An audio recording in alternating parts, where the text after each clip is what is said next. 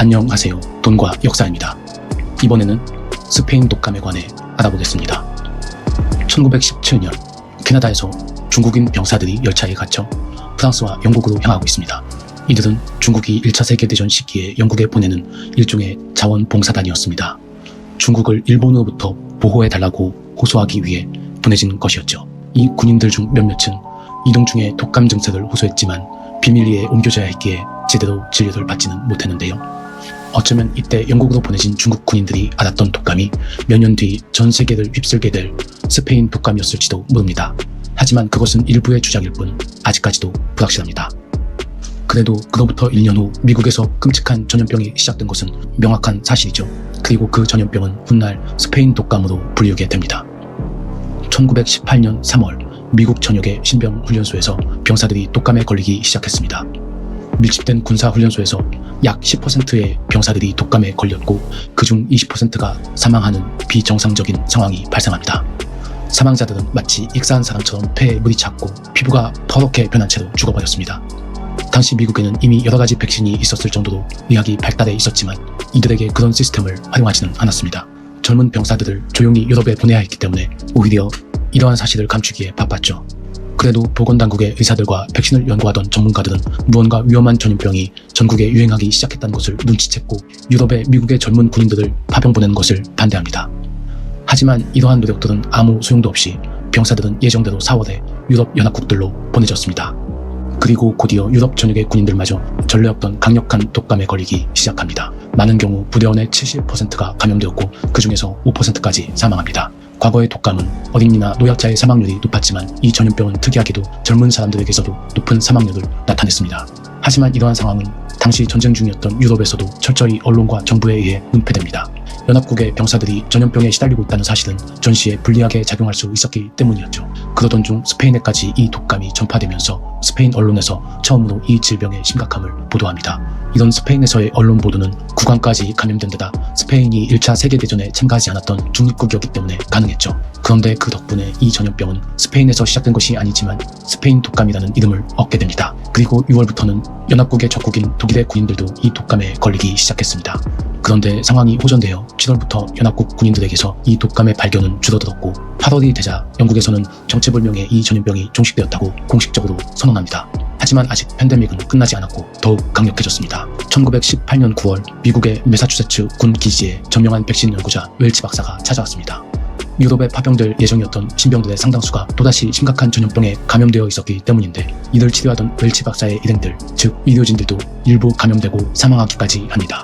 미국에서 웰치 박사뿐만 아니라 군의관이나 많은 의료인들이 독감의 대유행을 막기 위해 노력했습니다. 그들은 병력의 이동, 신병 징집, 밀집된 막사 사용 등을 반대했지만 독감으로 인한 사망자가 늘어나 더 이상 시신을 넣을 관이 없어질 때까지 미국에서의 징집과 병력 이동은 계획대로 진행되었습니다. 그리고 이 독감은 점차 군인이 아닌 일반 사람들에게까지 전염되기 시작합니다.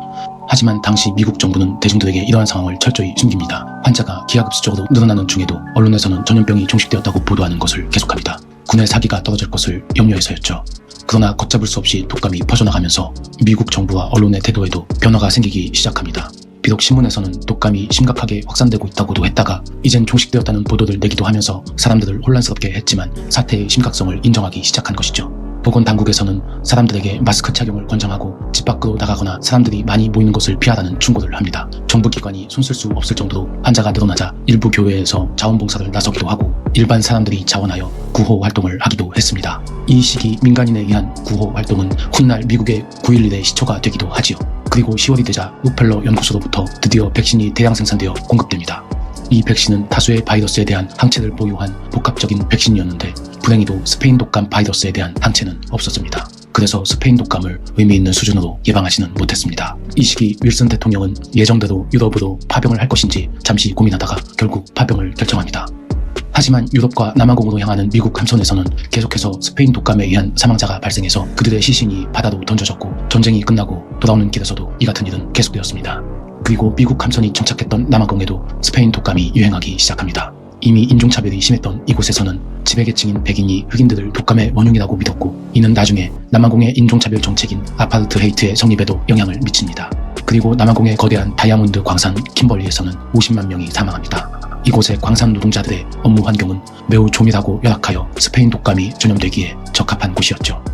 하지만 이와 비교할 수 없이 많은 사망자를 낳은 식민지가 있었습니다. 스페인 독감으로 1400만 명 이상이 사망했을 것으로 추정되는 거대 식민지 인도였죠.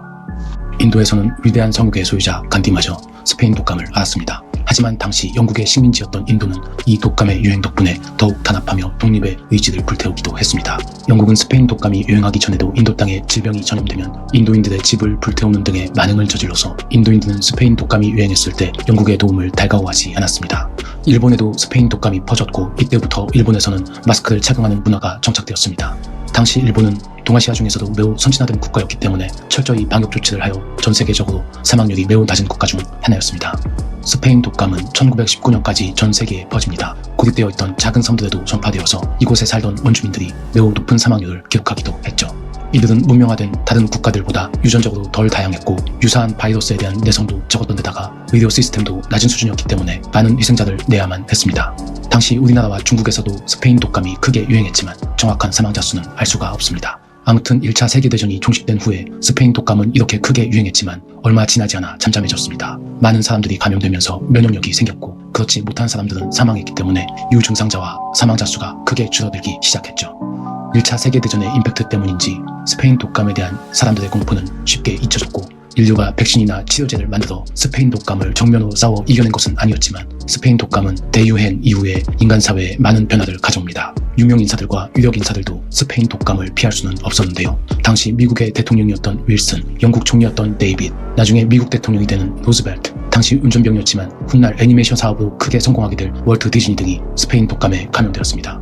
그리고 구스타프 클림트처럼 이 질병에 의해 결국 사망한 유명 인사들도 있었고 주변 사람의 사망으로 인해 인생에 큰 기회를 얻게 된 사람들도 있었습니다. 레닌의 오른팔 야코프 스베르드로프가 사망하자 그 자리를 채운 요세프 스탈린이 그러했고 도널드 트럼프의 할아버지는 자신의 아버지가 스페인 독감으로 사망한 후에 그에 대한 보험금으로 부동산 사업을 시작하여 집안을 재벌 가문으로 변모시킵니다. 스페인 독감은 유행 당시에는 인류가 직접 물리치지는 못했지만 바이러스 연구, 이후의 독감 백신 발명, 페니실린의 발명에도 영향을 주는 등 의학 기술에 많은 발전을 가져왔습니다. 그리고 더 효율적이고 조직적으로 스페인 독감과 같은 대유행이 재발했을 때를 대비할 수 있도록 사회 시스템이 발전되었습니다.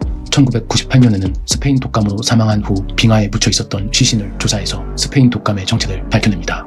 이 바이러스는 H1N1으로 조류 독감의 변종이었고 젊은 사람들이 유난히 많이 사망했던 것은 사이토카인 스톰 효과 때문이었다는 사실을 밝혀낸 것이죠. 사이토카인 스톰은 젊은 사람들처럼 면역력이 강한 사람들이 오히려 면역 활동을 과민하게 하면서 사이토카인을 대량 방출하는 것으로 폐에 물이 차 죽은 사람들도 이런 효과 때문에 죽음에 이르게 된 것입니다. 그리고 이 스페인 독감 바이러스의 후손들도 계속해서 진화하여 사스, 메르스 등의 바이러스는 인류에게 또다시 위협을 주었고 스페인 독감의 위협으로부터 자유로워진 지 거의 100년이 지나 그보다 더 강력한 후손이 또다시 인류를 공격하게 됩니다. 그럼 스페인 독감에 대한 이야기는 이쯤에서 마치겠습니다. 돈과 역사는 역사 이야기를 특히 경제적 원인과 관련하여 다루고 있습니다. 시청해주셔서 감사합니다.